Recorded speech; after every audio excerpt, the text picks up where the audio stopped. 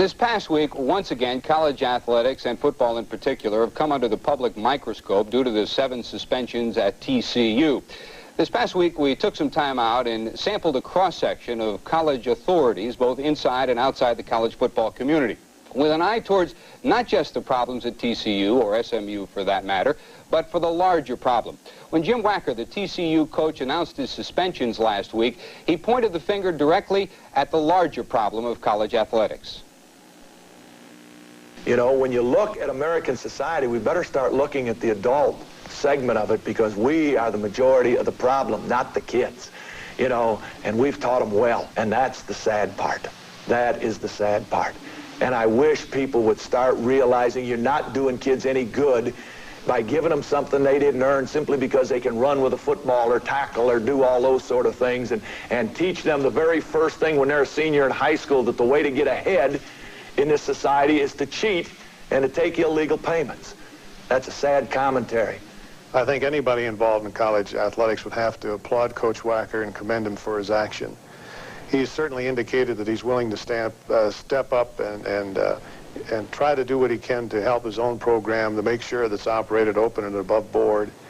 And it'll be interesting to see what the NCAA does, because if the NCAA imposes severe sanctions on TCU, then that'll be a message to the rest of the membership that you better not be involved in a self-policing operation. On the other hand, if the NCAA recognizes that Texas Christian attempted to do the best they could, I'm not saying that they will escape from probation, but let's say that they don't impose severe sanctions, that might stimulate other people to come forward and say, well, we're going to take care of it ourselves. That's what should happen. Somehow or other, the college presidents and the institutional authorities have got to recognize that, at least at the amateur level in collegiate sports, there simply has to be a sanity that puts athletics in a proper perspective with respect to the educational mission.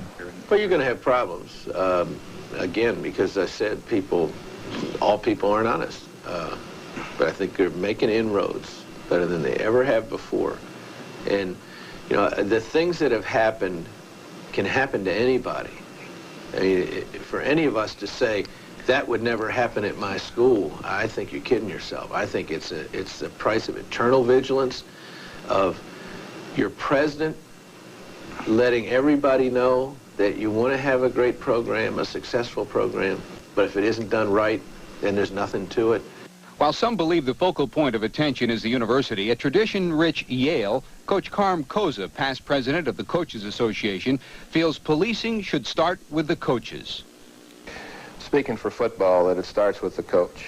You better know the rules and regulations and abide by them. And oftentimes you may not agree with them. You may not agree with a 55-mile-an-hour speed limit, but that's what it is, and you try to live with that. And if it's not right in your eyes and you can convince other people, then maybe next year you can change some of these rules. But to break rules deliberately is really a mistake. It just breaks apart the fiber that the whole system is made with, and I just think that's wrong. The signals are being sent out. Not only do we as coaches and players and all concerned at the university itself have to take heed to this, also our alumni and friends have to take heed in order for us to stop it, not just at SMU, but throughout the country. Sports Illustrated's Doug Looney believes boosters are at the root of the problem, not just in the Southwest, but throughout the country. The problem we're getting to essentially is these boosters. They know the rules. They don't care. And I think particularly in Texas, everybody's in the fast lane, and then they're all out there trying to pass.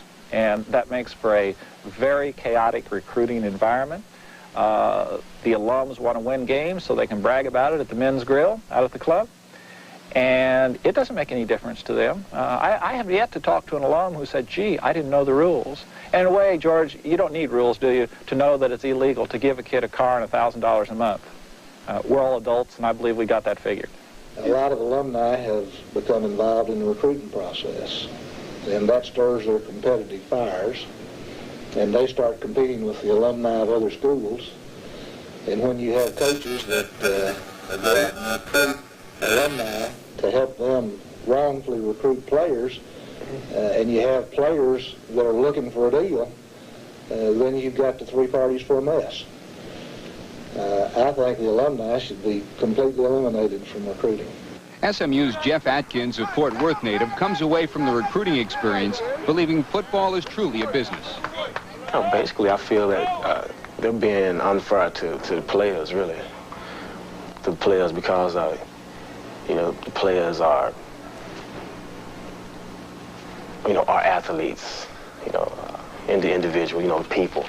And it's not like a specialty, especially on whichever level you want to put it on. You know, you can say we're amateurs, but, you know, that's true. But other people make it more than just amateur. They make it more of a business.